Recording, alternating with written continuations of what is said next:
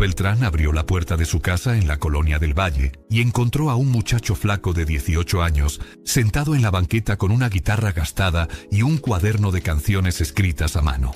Su asistente le había dicho que llevaba 3 horas esperando, que pedía solo 5 minutos para mostrarle sus composiciones y que no se iría hasta que ella lo escuchara.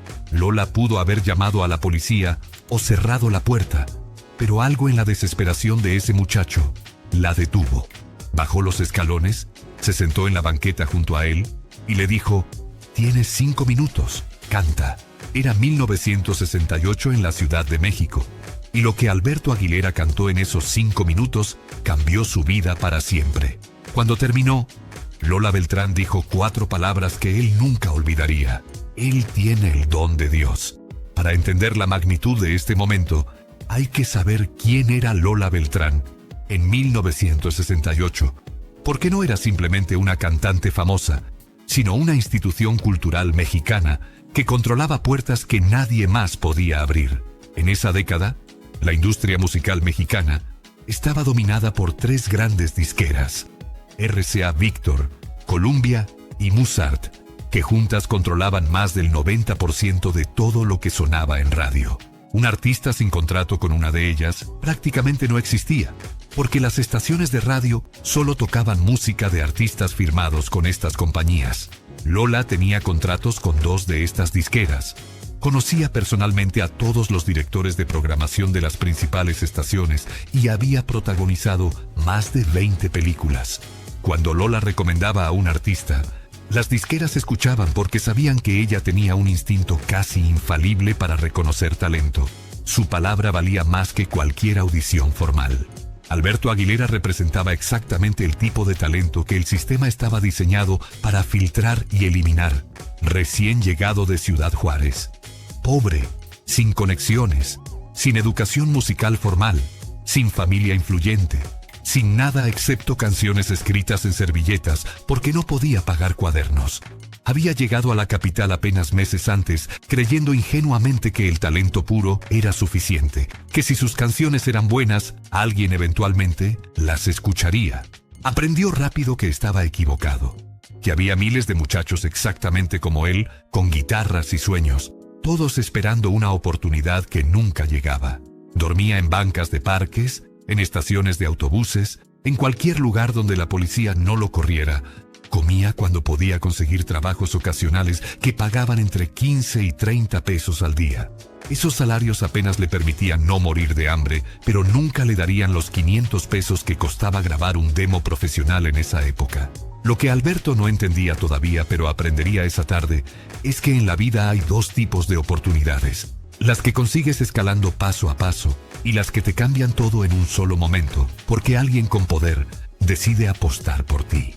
La primera casi nunca funciona para gente que empieza desde cero absoluto, porque el sistema está diseñado para mantener a los de abajo abajo.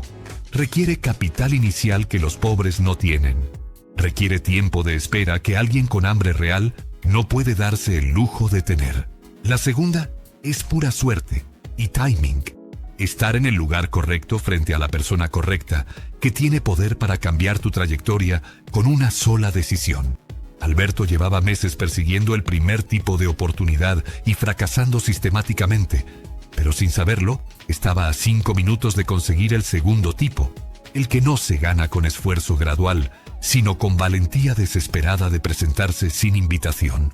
Lola Beltrán había crecido en Rosario, Sinaloa, en pobreza similar a la de Alberto.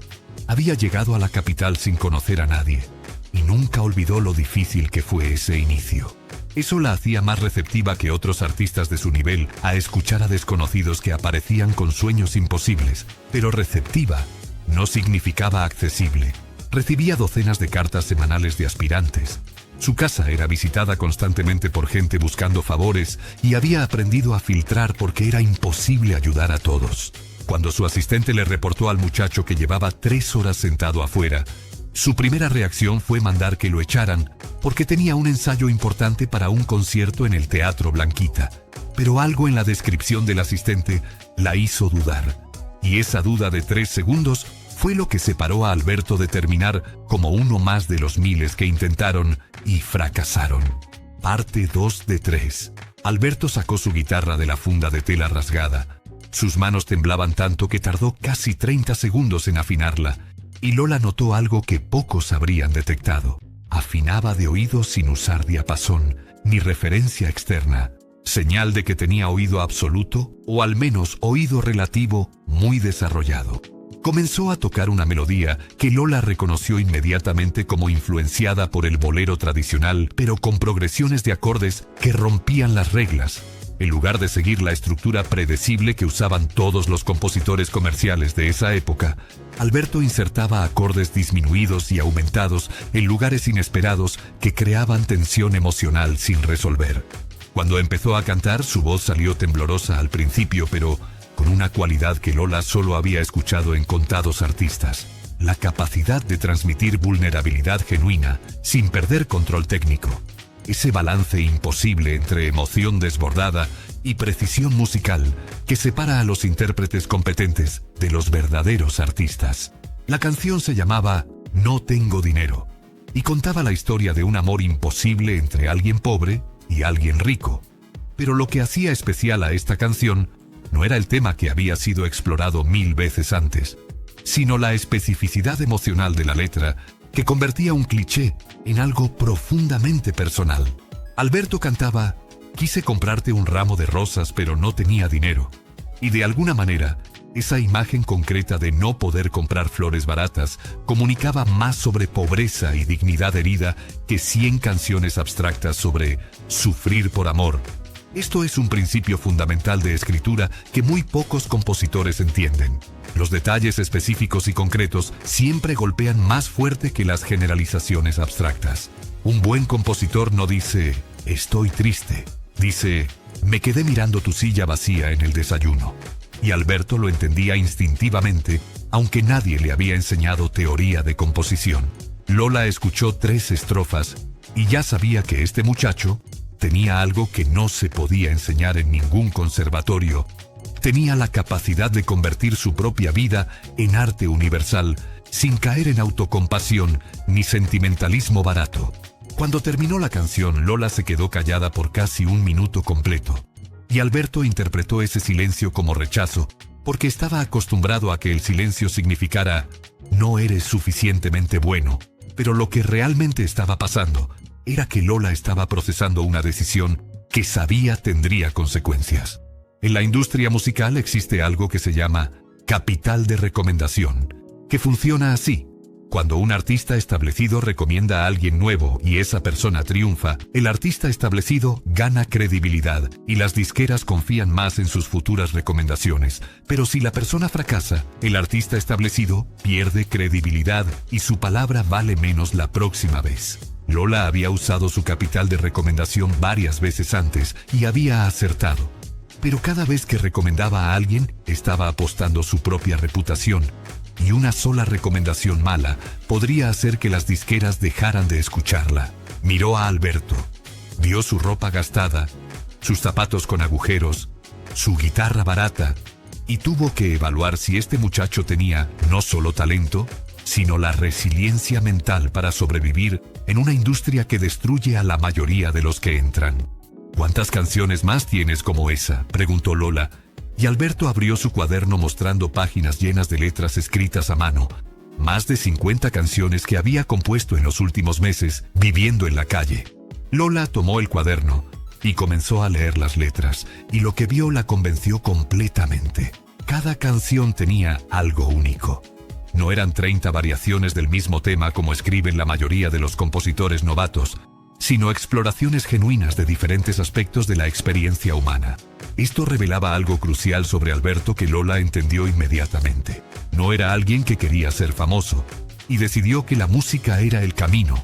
Era alguien que necesitaba crear música para procesar su propia existencia, y la fama sería simplemente un subproducto de esa necesidad existencial.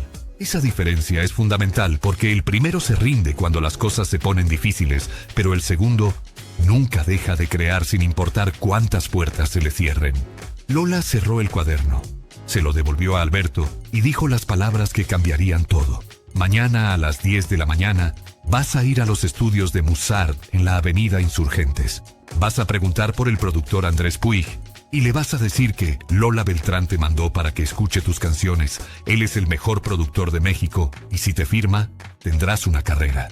Alberto no podía creer lo que estaba escuchando. Intentó agradecer, pero las palabras no salían.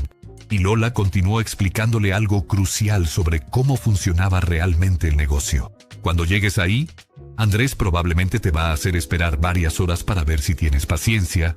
Después te va a interrumpir a mitad de una canción para ver cómo reaccionas bajo presión.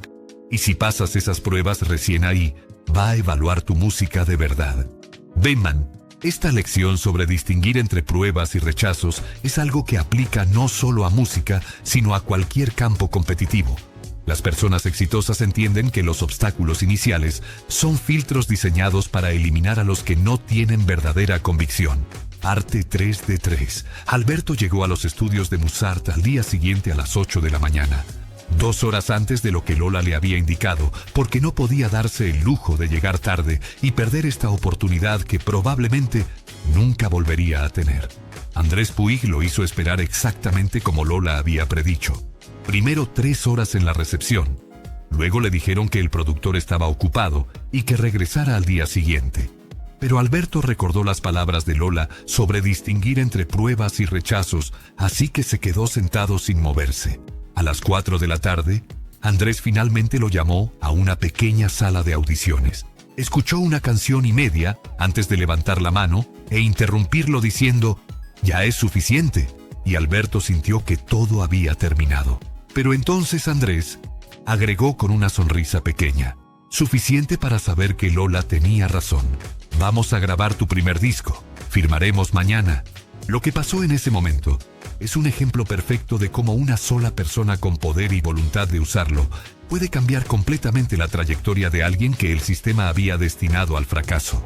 El primer disco de Juan Gabriel, nombre artístico que adoptó combinando Juan por su admiración al compositor Juan Gabriel García Jiménez y Gabriel por su padre, se lanzó en 1971 bajo el sello Mozart y vendió más de 100.000 copias en los primeros 3 meses.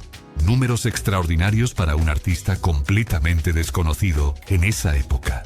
Lo que hizo especial ese éxito no fue solo las ventas, sino que demostró algo que la industria musical mexicana se resistía a aceptar, que el público estaba hambriento de autenticidad emocional y no solo de fórmulas comerciales probadas, que canciones que hablaban abiertamente de pobreza y lucha podían vender tanto como las canciones tradicionales de desamor romántico que dominaban las radios. Juan Gabriel rompió las reglas de lo que se suponía que debía ser un artista comercialmente exitoso. No escondió sus orígenes humildes, sino que los convirtió en su marca distintiva. No intentó cantar como los cantantes establecidos, sino que desarrolló su propio estilo vocal único. Esto cambió las expectativas de lo que era posible para artistas que venían de la pobreza absoluta y abrió puertas para generaciones futuras que vieron en él la prueba de que el talento genuino eventualmente encuentra su camino. Años después, cuando Juan Gabriel ya era una superestrella establecida con docenas de discos de oro y platino, Lola Beltrán y él se reencontraron en el programa de televisión El Estudio de Lola en 1982. Y lo que pasó en ese programa se volvió uno de los momentos más emotivos de la televisión mexicana. Juan Gabriel entró al set, caminó directo hacia Lola ignorando completamente al público y a las cámaras. Se arrodilló frente a ella con lágrimas corriendo por su rostro y le dijo palabras que resonaron en millones de hogares. «Todo lo que soy, te lo debo a ti, por haber tenido la valentía de apostar por un desconocido cuando nadie más lo haría». Shin, Lola lo levantó del piso, lo abrazó y respondió con voz quebrada: «Yo no hice nada. Tú tenías el don de Dios. Yo solo abrí una puerta que de todas formas se hubiera abierto porque el talento verdadero siempre encuentra su camino». Pero ambos sabían que eso no era del todo cierto, que hay miles de talentos que nunca encuentran su camino porque nunca consiguen esa primera oportunidad crucial, y que la diferencia entre Alberto Aguilera muriendo en el anonimato y Juan Gabriel convirtiéndose en leyenda fue una mujer que decidió bajar los escalones de su casa y sentarse en la banqueta con un desconocido. La relación entre Lola Beltrán y Juan Gabriel se mantuvo cercana hasta la muerte de ella en 1996. Él siempre la llamaba para pedirle consejos sobre decisiones importantes de carrera. Ella asistía a sus conciertos más importantes, sentándose en primera fila, aplaudiendo con orgullo maternal. Y en entrevistas, Juan Gabriel nunca dejaba de mencionar que sin Lola Beltrán probablemente habría regresado a Juárez derrotado. Esta historia enseña algo fundamental sobre el éxito que pocas personas entienden. El talento es necesario, pero casi nunca es suficiente por sí solo. Lo que separa a los que triunfan de los que fracasan con el mismo nivel de talento es frecuentemente una sola persona que decide usar su poder para abrir una puerta en el momento correcto. Lola Beltrán pudo haber ignorado a ese muchacho en su banqueta. Tenía 1000 razones legítimas para hacerlo. Estaba ocupada, recibía docenas de peticiones similares cada semana. No tenía obligación alguna de ayudar a desconocidos. Pero eligió bajar, eligió escuchar, eligió arriesgar su capital de recomendación. Y esa elección cambió no solo la vida de Juan Gabriel, sino la música mexicana para siempre. Porque sus composiciones eventualmente venderían más de 100 millones de discos y tocarían los corazones de generaciones enteras. La lección más importante de esta historia no es que debemos esperar sentados en banquetas hasta que alguien nos descubra, sino que debemos entender dos verdades simultáneas que parecen contradictorias, pero no lo son. Primero, que necesitamos trabajar obsesivamente en nuestro talento, porque cuando la oportunidad llegue, tenemos que estar listos para aprovecharla como Alberto lo estaba con sus 50 canciones ya escritas. Y segundo, que también necesitamos tener la valentía de crear nuestras propias oportunidades presentándonos en lugares donde no fuimos invitados, arriesgándonos al rechazo y a la humillación, porque la alternativa es quedarnos esperando que el éxito nos encuentre por accidente. Y si tenemos poder para abrir puertas para otros, como Lola lo tenía, la historia nos recuerda que usar ese poder generosamente no solo cambia vidas ajenas, sino que crea legados que nos sobreviven. Porque hoy cuando la gente habla de Lola Beltrán, no solo recuerdan su voz extraordinaria, sino también su generosidad con un muchacho flaco que se sentó en su banqueta en 1968 con nada más que sueños y canciones. Si esta historia te inspiró y quieres conocer más momentos que cambiaron la música mexicana, suscríbete al canal para más historias que celebran el talento, la generosidad y los momentos decisivos detrás de los grandes artistas. Y déjame un comentario contándome desde dónde estás viendo este video. Me encantaría saber en qué parte del mundo esta historia de oportunidad y gratitud llegó a ti.